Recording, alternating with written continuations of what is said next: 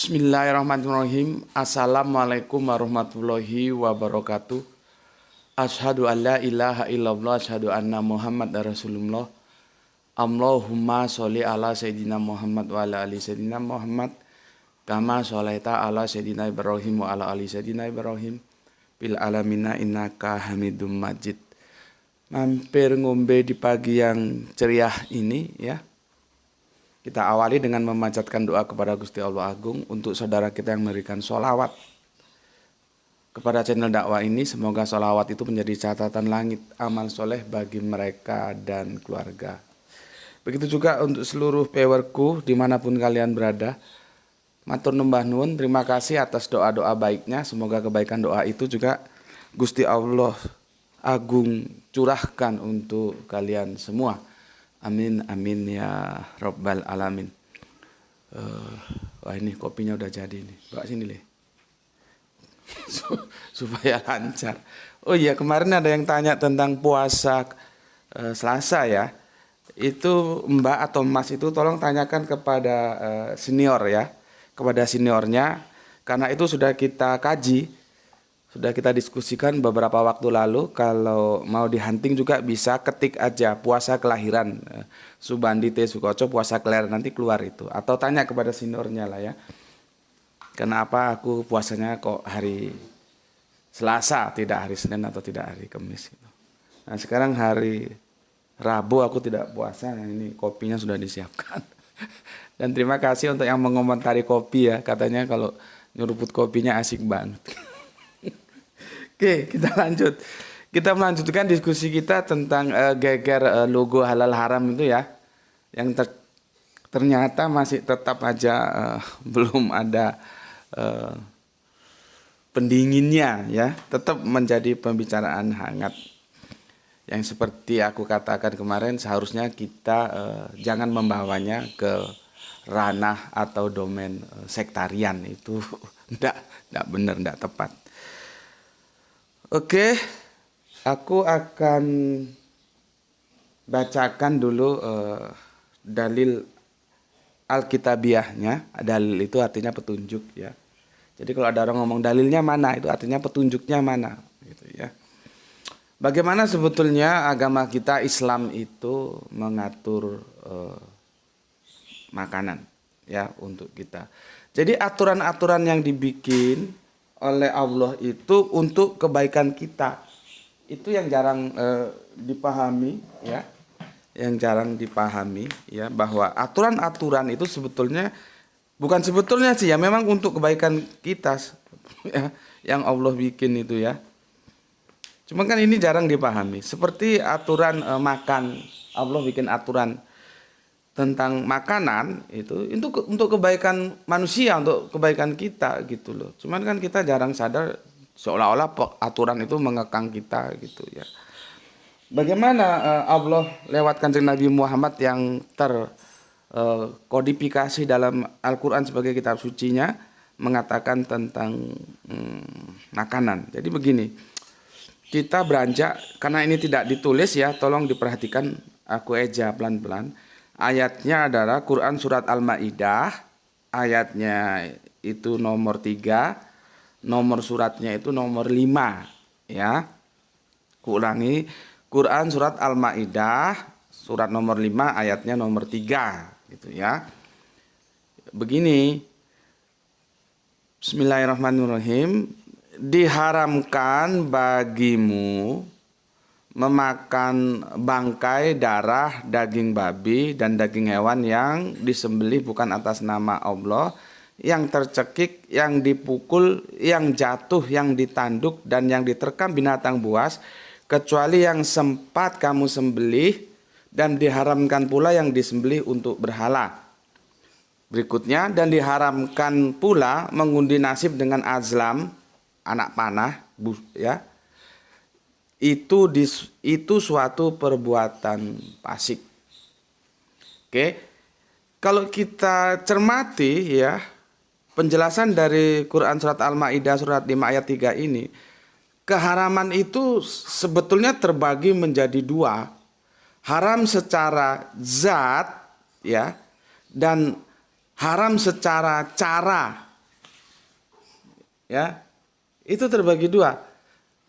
Haram zatnya dan haram caranya, bagaimana mendapatkan makanan itu.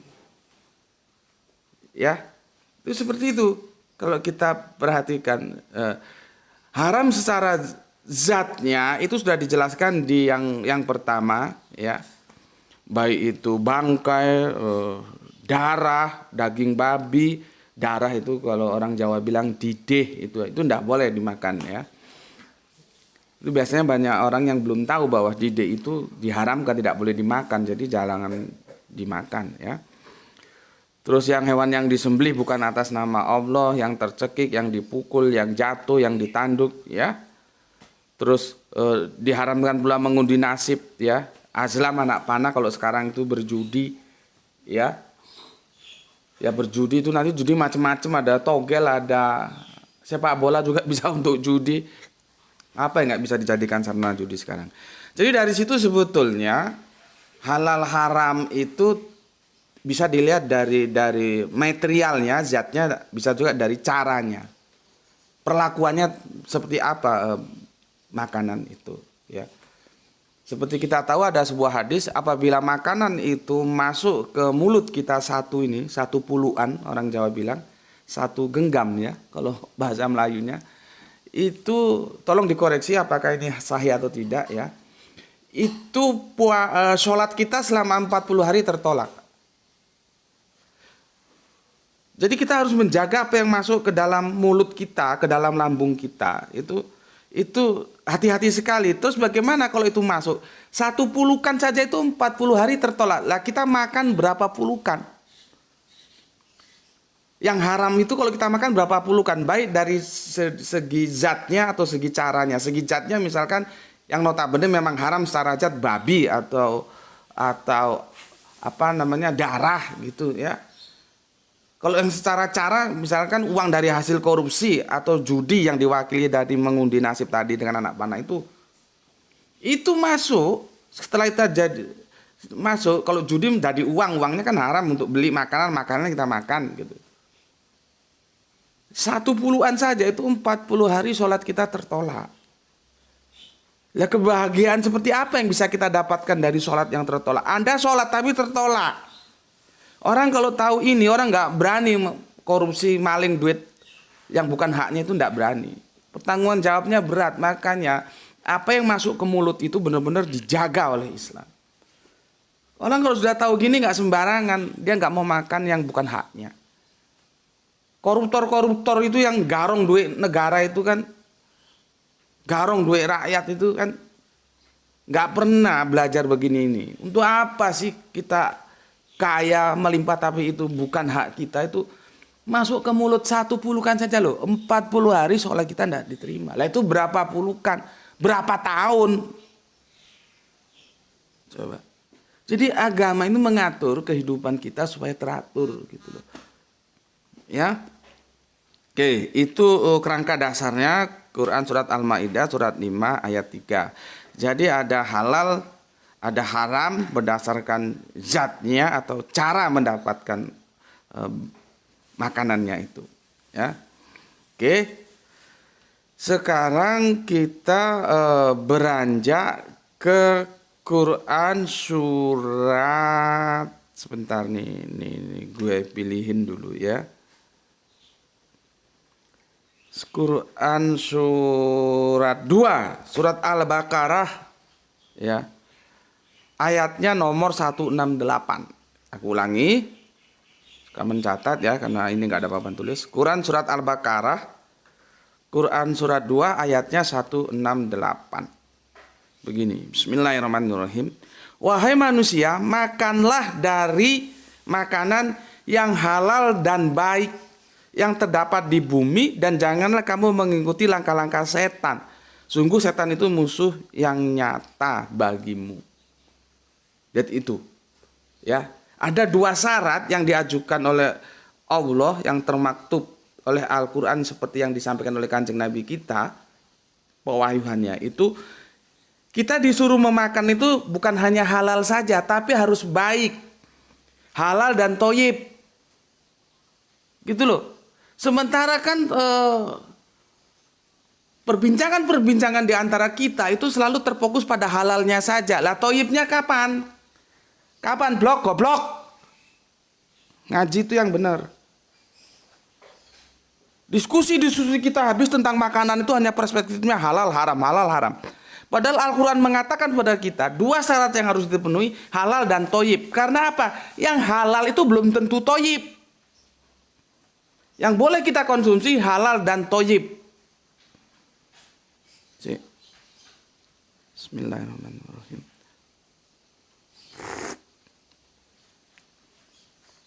Ambilin tisu, Le. Kopi tubruk ternyata.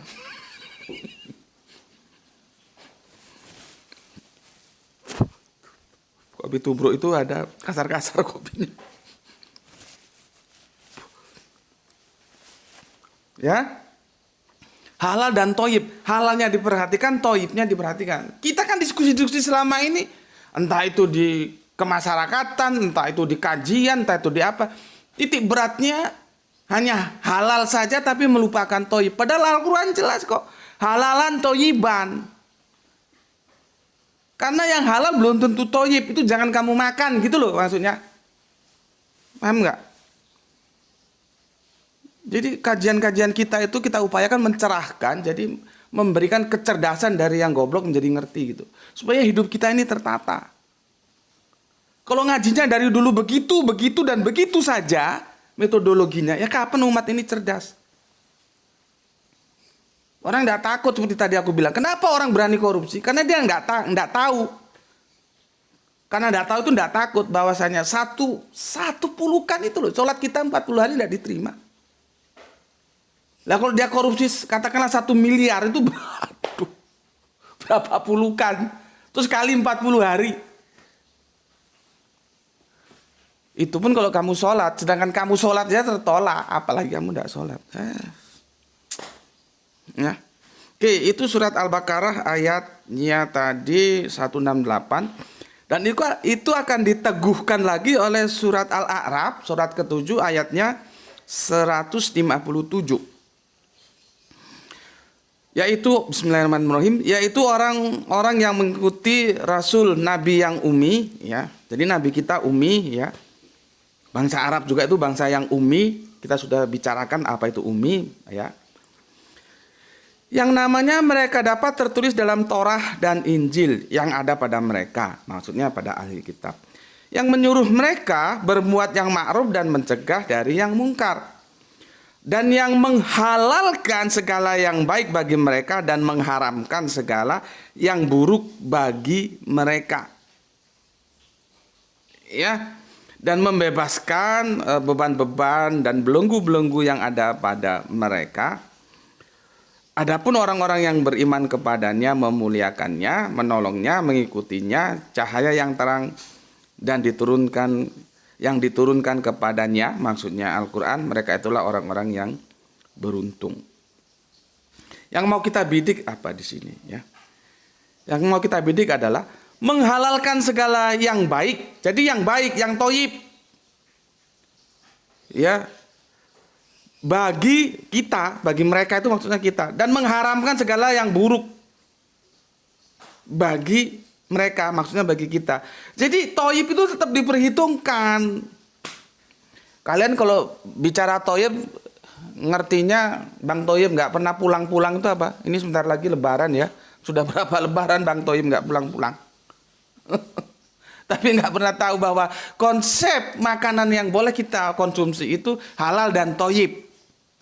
Tadi sudah aku nukil surat Al-Baqarah 2:168 dan itu diteguhkan oleh, ya, bisa diperkuat, bisa diteguhkan oleh surat 7 ya 157 bahwa toyib itu tetap dipegang, gitu loh ya, tetap dipegang, ya. Makanya sebenarnya itu kalau kita mau benar secara akademis loh ya, makanan itu logonya bukan hanya halal, tapi seharusnya halalan toyiban. Jadi ditulis halal terus dan toyiban.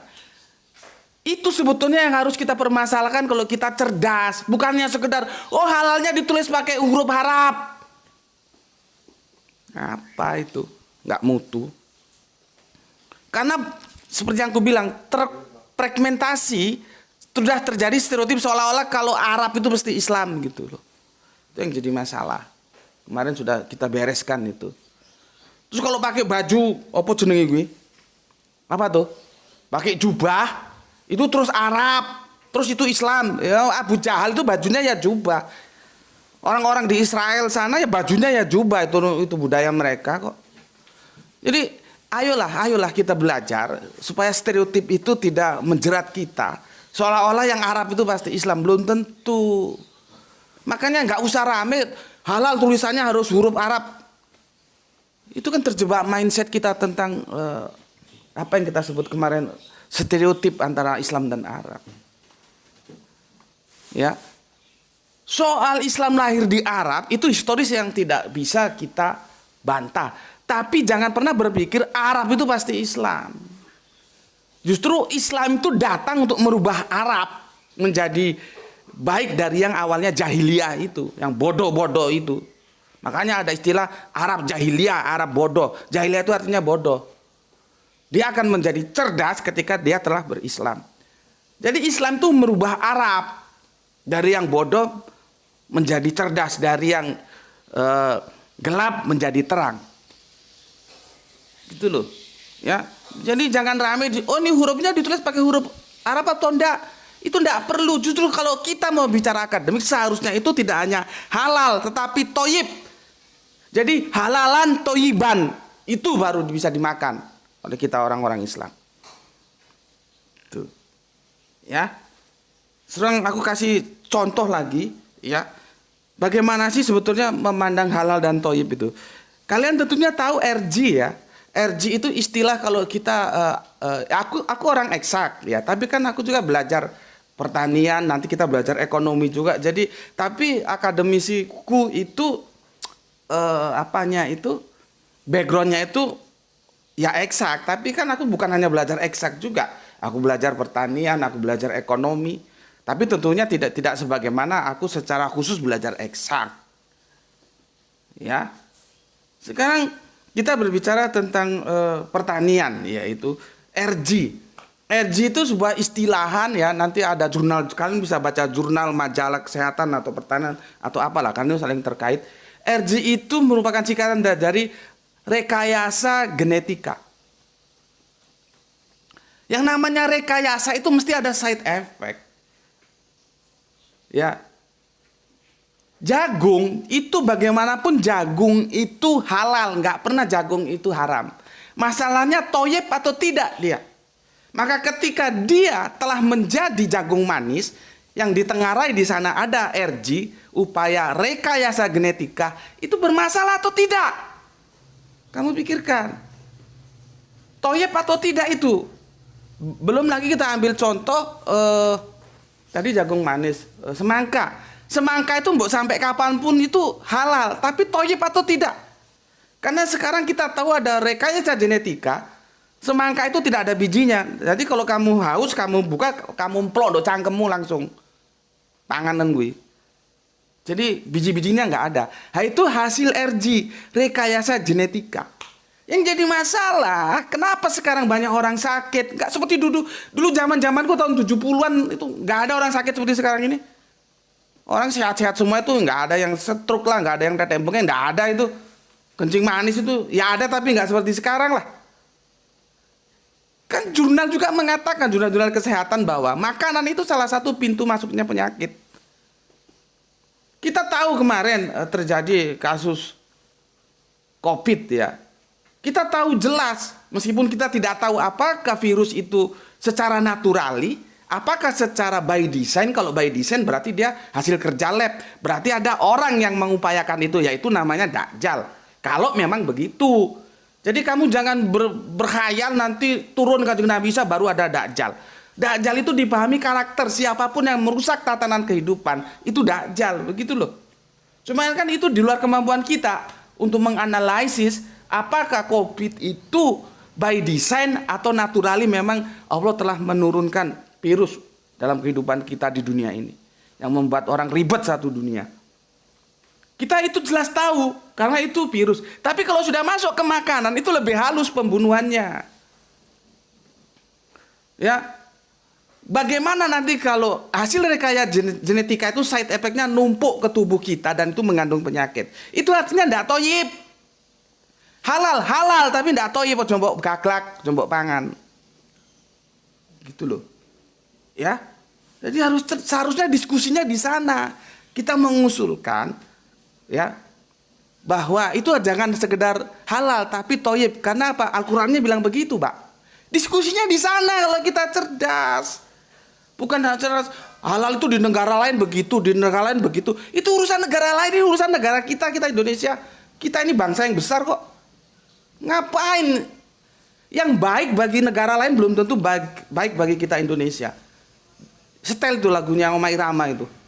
Si legenda dangdut yang sampai sekarang belum ada penggantinya itu. Ya, judulnya Pembaharuan. Ketik itu di YouTube, Pembaharuan Rhoma Irama, itu nanti keluar.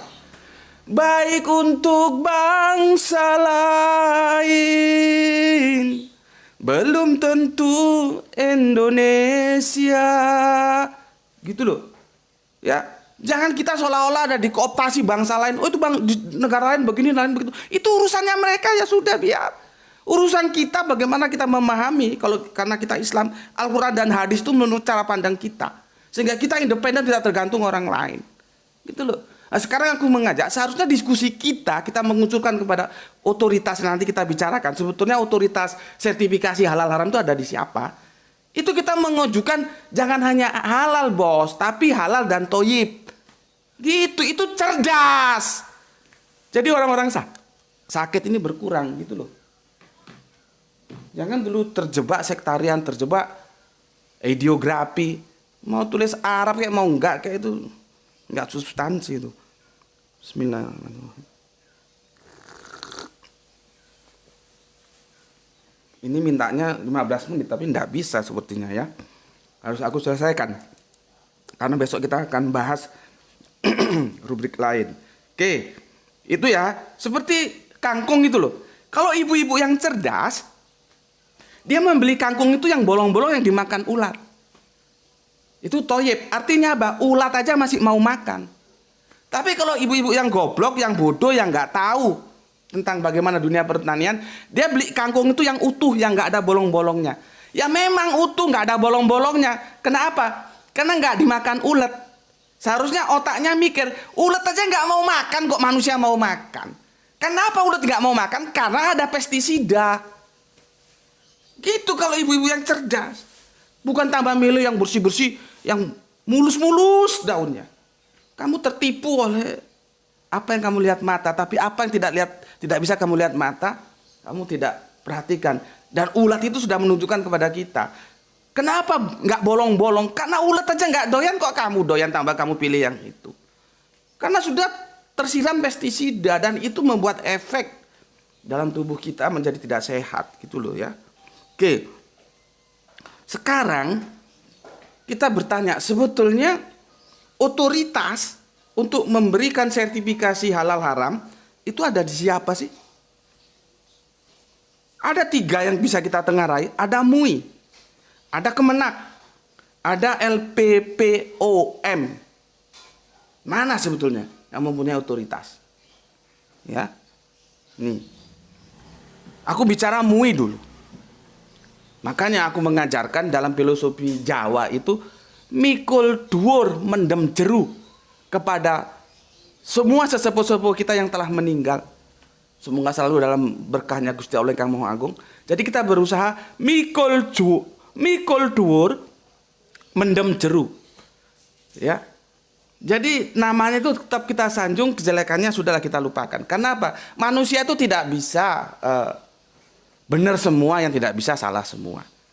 Ya, mesti ada benernya, ada salahnya. Yang kita tahu, ya, terkhusus aku nih, tolong dikoreksi kalau salah. Aku nggak tahu, tapi setahuku MUI itu ad hoc. Itu ad hoc, ya. Seperti KPK itu juga ad hoc. Jadi dasar hukumnya KPK dan MUI itu sebagai lembaga ad hoc. Tolong dikoreksi kalau salah. Ya. Tetapi kan yang namanya ad hoc kalau dia tetap dibutuhkan ya dia terus langsung aja. Nanti bagaimana nanti regulasi hukumnya apakah langsung atau tidak itu ya bisa didiskusikan. Tapi setauku nih kalau aku salah ya tolong dikoreksi. ini kita berbicara tata kelola negara ya. MUI itu ad hoc setahuku. Tolong dikoreksi kalau salah. Siapa sih yang menggagas MUI itu? Itu Bapak Presiden kita yang telah mangkat, yaitu Bapak Presiden Soeharto. Kenapa dibentuk MUI? Untuk mewadahi kepentingan umat Islam. Gitu loh. Ya. Aturan-aturan dalam umat Islam itu kan orang goiru Islam, orang kafir kan tidak tahu. Hati-hati, aku bilang kafir, pahami menurut Al-Quran, jangan baper, nanti jadi masalah lagi. Ya, yang tahu urusan orang Islam kan ya orang Islam. Maka dibuatlah sebuah lembaga yang namanya MUI atau Majelis Ulama Indonesia. Itu yang merekomendasi itu setauku Pak Harto. Ya, semoga beliau tetap tenang dalam tidur panjangnya, dalam kasih sayang Gusti Allah Agung. Ya, ada MUI, kemudian ada sekarang gagasan ya, meskipun itu dalam taraf isu-isu atau gimana lah ya, karena informasi saling bertebaran ya di medsos dimanapun yang kita bisa temui. Ada sebuah upaya ingin menjadikan MUI itu kalau bisa di grounded gitu loh, di grounded. Lah kalau MUI di grounded nanti yang ngurusi urusan umat Islam siapa? Orang Pak Harto sudah bangun MUI, sekarang MUI-nya mau di grounded kan ya, jadi gimana gitu loh ya. Kalau memang MUI ada yang nggak bener kerjanya, ya dibenerin aja kerjanya, bukan MUI-nya di grounded, kan seharusnya begitu. Kalaupun dia masih ad hoc ya ditetapkan saja menjadi lembaga tetap seperti DPR itu kan lembaga tetap, kepresidenan, MPR itu, terus nanti ada ya seperti yang lain lah yang sudah menjadi tetap itu kan harusnya begitu. Oh dia masih ad hoc ya sudah ditetapkan saja. Oh MUI ada pekerjaannya yang nggak beres ya dibereskan pekerjaannya itu, dibikin bagaimana ya, karena itu berhubungan dengan publik, ada akuntabilitasnya. Jadi dibenahi, kalau kurang bagus dibagusin, bukan MUI-nya di grounded gitu loh. Sekarang kan ada isu-isu bagaimana MUI itu di grounded saja gitu ya. Nah, di samping MUI ada sebuah lembaga kementerian Kemenak. Ya. Nanti ada lagi BP POM. Ya. Nah, ini mana sih sebetulnya yang punya otoritas untuk mengeluarkan regulasi bahwa produk itu halal? Nah, kalau kita sudah berbicara produk, itu berbicara ekonomi. Tadi kita berbicara pertanian kan, tentang RG ya, rekayasa genetik. Sekarang kita berbicara ekonomi. Ya. Dari informasi yang aku terima kemarin dari berita ya, berita online itu, MUI ini masih bertahan bahwa dia punya otoritas untuk mengeluarkan sertifikasi halal. Sementara Kemenak juga sudah menetapkan tanggalnya, aku lupa ya, bahwa dengan bergantinya logo itu maka berganti juga otoritasnya itu ada di Kemenak. Nah ini kan publik industri jadi bingung, masyarakat juga bingung sebetulnya siapa yang mempunyai otoritas mengeluarkan sertifikasi itu halal atau haram dari sebuah produk industri itu. Siapa? Apakah industri-industri makanan itu harus punya dua legalitas? Jadi ngurusnya tambah ribet. Minta dari MUI juga, minta dari Kemenak, apa begitu? Sementara BP POM aku belum dengar, aku cari-cari beritanya belum ada. Ya. Jadi aku ingatkan, kita berbicara ekonomi, ya. Berbicara ekonomi itu berbicara duit, gitu loh. Artinya ngurus sertifikasi halal haram itu pakai duit, bos, gitu loh. Itu yang harus kamu ketahui. Sekarang bayangkan ada beberapa perusahaan yang ada di Indonesia ini, dan ada beberapa dari satu perusahaan saja produknya yang perlu sertifikasi, dikali seluruh produk yang ada. Terus sertifikasi itu regulasinya berlaku berapa tahun? Apa 3 tahun, apa 5 tahun? Artinya sesuai regulasinya setiap 3 tahun harus disertifikasi ulang. Nah, berapa biaya sertifikasi? Karena Kemenak kemarin beritanya itu dia juga mengeluarkan, sepertinya biaya sertifikasinya lebih rendah atau gimana gitu. Artinya di sana ada perputaran uang. Dan itu perputaran uang itu seharusnya dilaporkan dalam bentuk, kalau kita bahasa accounting ya, Makanya kalian belajar tuh jangan satu ilmu saja, otakmu main pintar. Itu namanya akuntabilitas publik. Ada pelaporan keuangan, misalkan dari hasil biaya sertifikasi itu uangnya terkumpul sekian tahun ini. Dan itu untuk apa? Itu dikasih tahukan ke publik. Untuk kepentingan publik misalnya untuk lembaga dakwah, mendirikan masjid, bangun pondok pesantren, pengadaan apa-apa kok yang itu berhubungan dengan umat. Itu coba dibicarakan gitu loh. Kita sudahlah, kita ini rakyat kecil, kita nggak tahu apa-apa. Yang penting kita jangan sampai buta peristiwa gitu loh. Ini sebetulnya ada apa antara MUI dan Kemenak? Apakah terjadi rivalitas? Karena memang dalam sertifikasi itu ada duitnya. Sekarang kita minta akuntabilitasnya itu, duitnya itu ada dapat berapa, dari mana dan kemana digunakan. Apakah itu digunakan untuk umat? Kita nggak dapat laporan itu. Padahal laporan publik yang namanya akuntabilitas publik itu harus ada. Ya. Harus ada itu. Jadi kita clear gitu ya. Seperti kalian tahu ya. Dulu tahun-tahun berapa aku lupa, itu kan ada sebuah produk penyedap masakan itu dari daerah matahari terbit sana itu, dari negara dari sana yang itu identik dengan, pokoknya ibu-ibu kalau nggak masak pakai itu nggak keren deh gitu. Ya, jadi ada ya penyedap rasa gitulah ya. Aku nggak enak sebutkan nama produk ini, nanti orang aku bukan bintang iklan kok. Kecuali dia mau bayar aku untuk jadi bintang iklan, oke lah. Ya, itu kan pernah diisukan ada lemak babinya. Kebetulan ada pabriknya yang di Jawa Timur juga ada. Akhirnya apa? Itu keputusan harus diambil oleh orang yang berkuasa loh, untuk menentukan bahwa oh enggak, ini enggak ada lemak babinya, artinya ini halal. Dari peristiwa itu kita tahu betapa peliknya sertifikasi halal haram itu, karena itu berbicara tentang produk. Nah, kalau kita berbicara ekonomi, itu kita berbicara begini loh.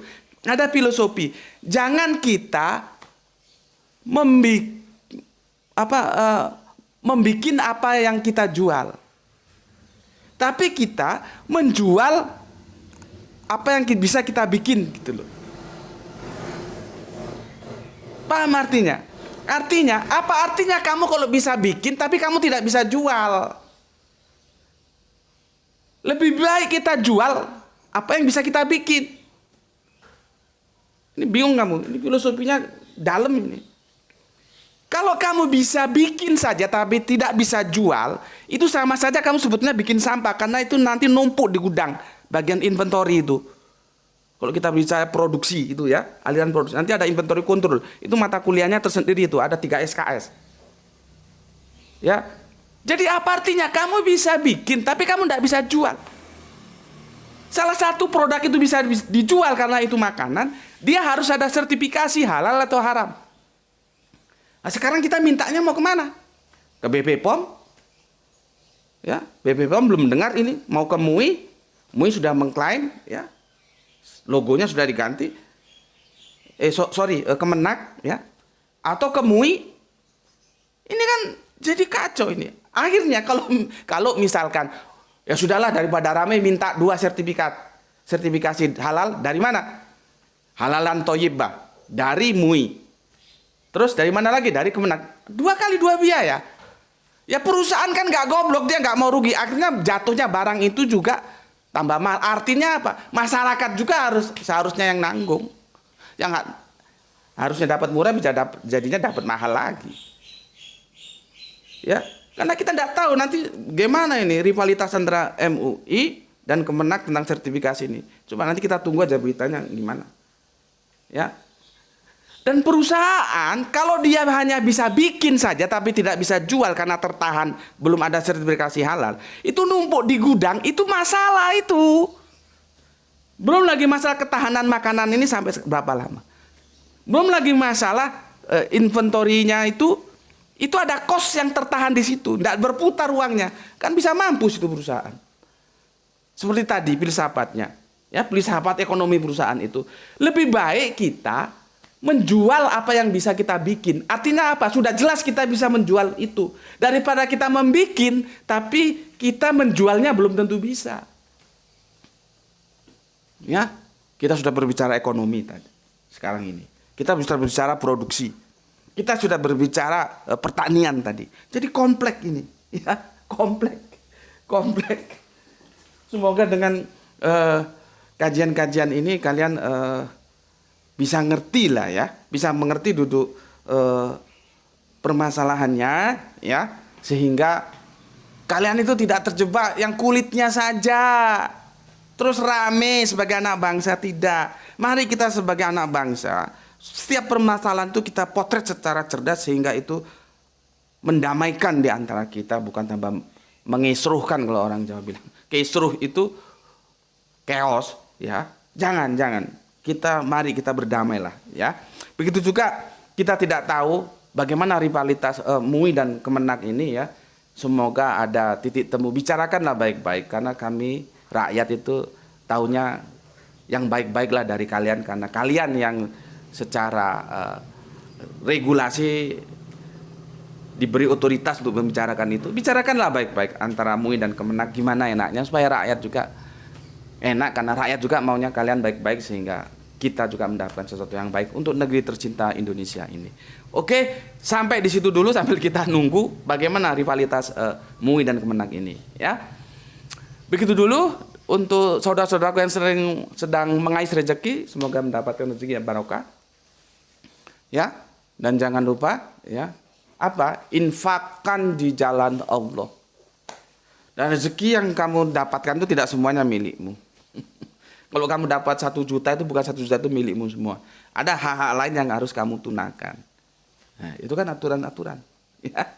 Jadi itu dulu, ada kurangnya, ada lebihnya. Mohon dimaklumi ya, karena ini harus disupport kopi dulu ini. Bismillahirrahmanirrahim. Kalau udah gini mengendap dia butir-butirannya.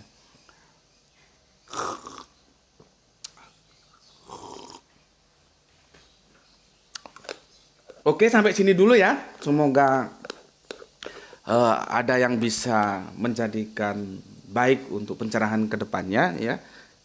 Kalau Anda setuju ambil, Anda tidak setuju tinggalkan, delete, tidak ada masalah ya. Itu dari aku. Bismillahirrahmanirrahim. Selamat mengais rezeki yang barokah dan semoga kita semua sehat selalu sehingga nanti insya Allah jam 5 atau ba'da isya, karena kita juga masing-masing repot ya, Gra itu juga repot daring ya. Aku juga ada kerepotan lain, kita upayakan antara jam 5 sampai isya lah nanti kita akan unggah kajian utama kita di samping yang ini ekstra puding ya, makanan tambahan ini. Tapi meskipun makanan tambahan semoga bermanfaat bagi semuanya. Bismillahirrahmanirrahim. Alhamdulillahirabbil alamin.